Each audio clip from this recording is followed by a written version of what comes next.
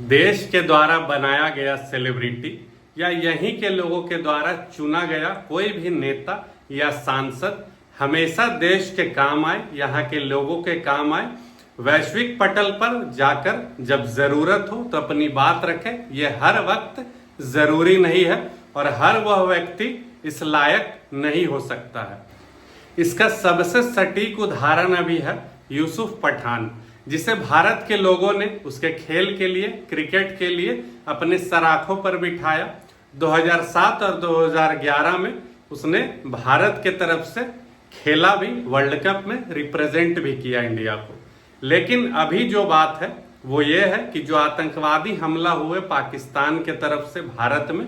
उसके लिए पूरी दुनिया में भारत से एक डेलीगेट जा रहा है नेताओं का। उसमें तमाम पार्टी के नेता शामिल हैं, भाजपा और अन्य जितने भी दल हैं जो विपक्ष में है, पक्ष में है, जिसमें शशि थरूर, ओवैसी और भी अन्य लोग हैं, एनसीपी के भी लोग हैं, महाराष्ट्र वाला एनसीपी,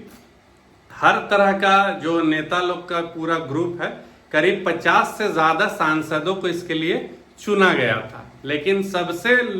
चौंकाने वाली बात यह है कि जो तृणमूल कांग्रेस यानी कि ममता बनर्जी का जो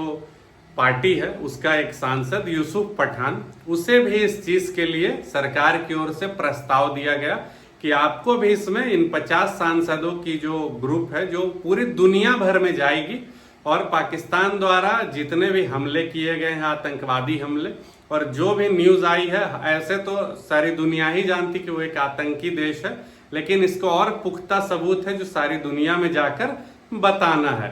तो इसमें यूसुफ पठान ने यह तर्क दिया कि उसकी पार्टी ने मना किया है, ये पार्टी लाइन से हटकर काम हो जाएगा। और जब पूछा गया उस पार्टी से और ममता बनर्जी से, तो उन लोगों ने कहा कि केंद्र सरकार ने इसके लिए हमसे परमिशन नहीं ली, इसके लिए डिस्कशन नहीं किया। लेकिन यही टीएमसी और यही ममता बनर्जी,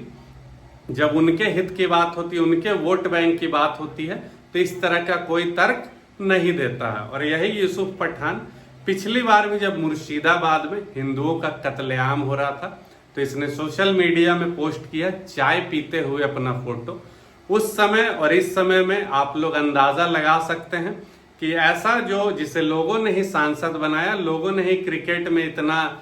इसको फॉलो किया, इसकी वाहवाही की, तब जाकर ये इतना बड़ा सेलिब्रिटी बना, इतना बड़ा स्टार बना। और ये जो काम था ये किसी पार्टी का काम नहीं था, किसी नेता का काम नहीं था, ये देश के तरफ से, भारत के तरफ से रिप्रेजेंट करने जाना था अपने ही देश को अन्य देशों में, और पाकिस्तान की जो भी गलती है, उनकी आतंकी गतिविधि के बारे में पूरी दुनिया को बताना था, पाकिस्तान का काला चिट्ठा उजागर करना था। तो क्या यूसुफ पठान के जो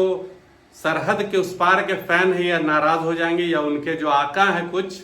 वो लोग नाराज हो जाएंगे, इसलिए उसने मना कर दिया कि वो नहीं जाएगा? तो खेल मैदान पर खेल खेलना अलग बात है, और जब देश की बात आए तो इस तरह के खिलाड़ियों को आप लोग याद रखिए